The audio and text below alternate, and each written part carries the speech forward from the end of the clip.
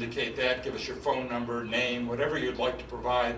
If you'd like to be kept up to date on what we're doing, it's less than once a month that I contact people. Here's the sign-up sheet. Also have some flyers that will start around. You get to keep the pen, sign? Yeah, I'm sure that's why I put two there. They'll It's a disappear. wonderful pen, by the way. I'm sure you have mine.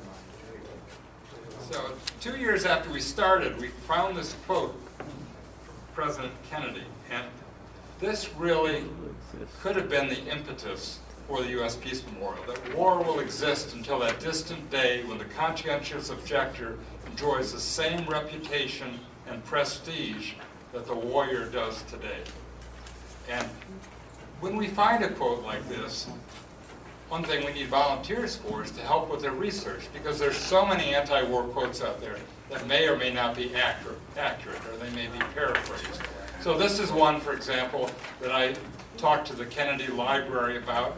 We actually found the letter and got an actual reference on this. So we're being very careful. If something's going to be on the monument, it's going to be thoroughly referenced to be sure that it's an accurate representation of what the person said.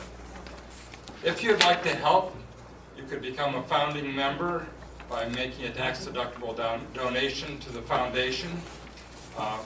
We'd love to see you and your organizations listed and your anti-war behavior or peace behavior listed in the U.S. Peace Registry.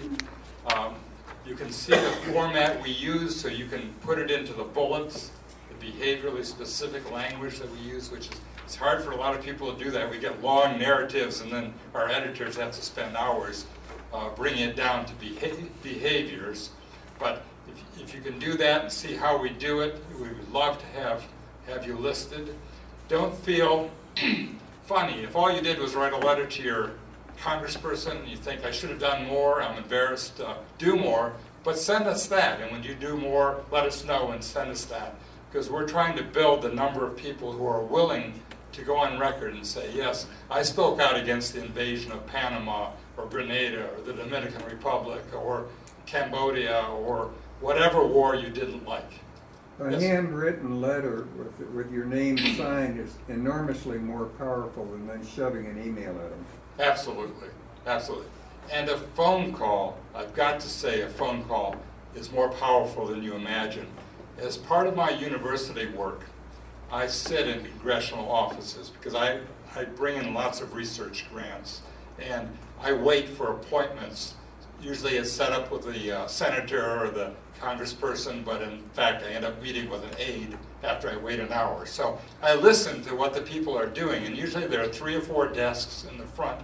You've probably all been in congressional offices, and people are getting calls all the time from their constituents, and all they ask is the person's zip code and their position.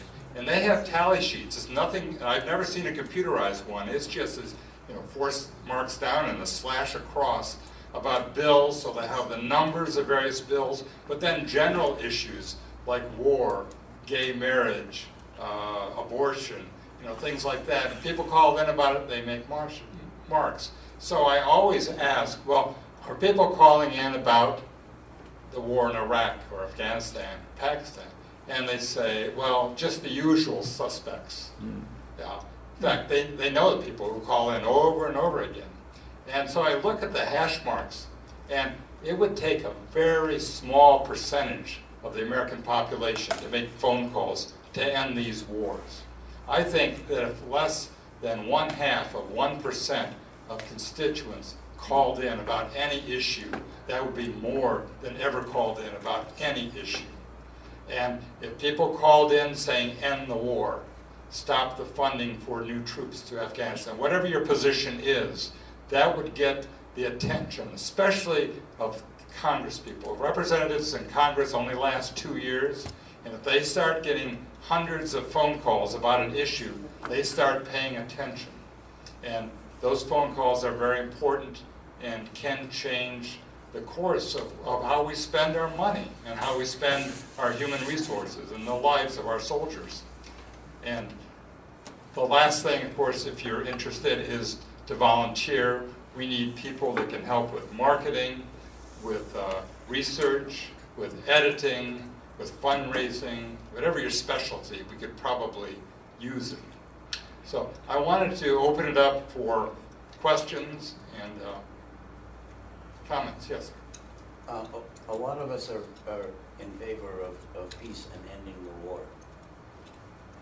The problem comes in ending it intelligently and how that can be done.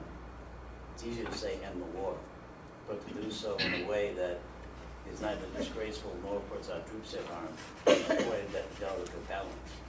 Well, I agree with you, and I've heard this many times. I'll give you only my personal opinion on this, and I probably will get booed for this, but you know the concept of bugging out. It is possible for us to have all these jets that are sitting around because our commercial airline industry is not flying as many flights as they used to. Send those jets over there by contract to various cities, have the troops bug out, destroy what they can't take with them. Here, here. Yeah. Now, President Obama could have said in his inauguration that the wars were failures, that I do not accept decisions that were made by a previous president, and made a decision. Now, what does bugging out do? Well, it means we lose a war, perhaps. Maybe people don't trust us in the future. Maybe third world countries are less likely to trust the United States when they say, you know, don't worry, you come on our side and we'll protect you. But maybe that's not a bad thing. And the last thing I want to say, this is what I might be moved for, but if you know American history, world history, you know that when the Germans invaded various countries, they set up puppet governments. And just looking at the Vichy government in France, in every city, they set up sympathetic mayors, they trained the police, they trained the military, they had French killing French. We supported the French resistance. And there was a great deal of terrorism going on by the French resistance. They were killing the collaborators. The French government that was supported by the Germans, put in office, the French soldiers and the French police. Those people were put in harm's way. Now, no one would have said at the end of World War II, no one would have said, well, let's not destabilize France. You know, we've got their governments in place. No one would have said, let these governments stay in place because we're going to destabilize this country. So we need to let these countries go back to where they're going to go, and they're going to end up in the same place whether we leave tomorrow or in 10 years. Can I just follow that up real fast? The reason I asked that is there's been a couple of mentions tonight on things like Rush Limbaugh, the O'Reilly, Hannitys, the Coulters, and whatnots, and who knows.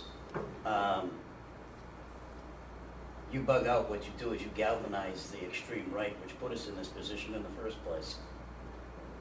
So you put us in danger at home by bugging out as well. Well, we're in great danger at home. I mean, look at the unemployment rate, look at our economy. And it's getting blamed on Obama, even though the other people, it was done by the other administration and everybody. Well, now we're getting into the real politics here, so let's talk about the peace memorial. Yes, sir. Well, I have a comment to make about the police taking photos of protesters. Yes. My response is to carry a very small camera with me and take a picture of the police station. And then go up with a notebook and write their name down while they're looking at you. And if they ask you what's going on, you tell them this is for the First and Fourth Amendment, and you're going to get caught. Excellent. Well, if you've ever done that, I hope you'll document that in the peace memorial, because we don't have that behavior documented yet. Taking pictures of the picture takers. That's a good one. Yes. Have you obtained a site in Washington for the memorial? No. There are 3 commissions in Washington, believe it or not. There are probably more, but there are 3 that must grant approval for the design, the site, everything. And they will not talk to you until you have enough money not only to build it, but to maintain it into perpetuity. So we are at the grassroots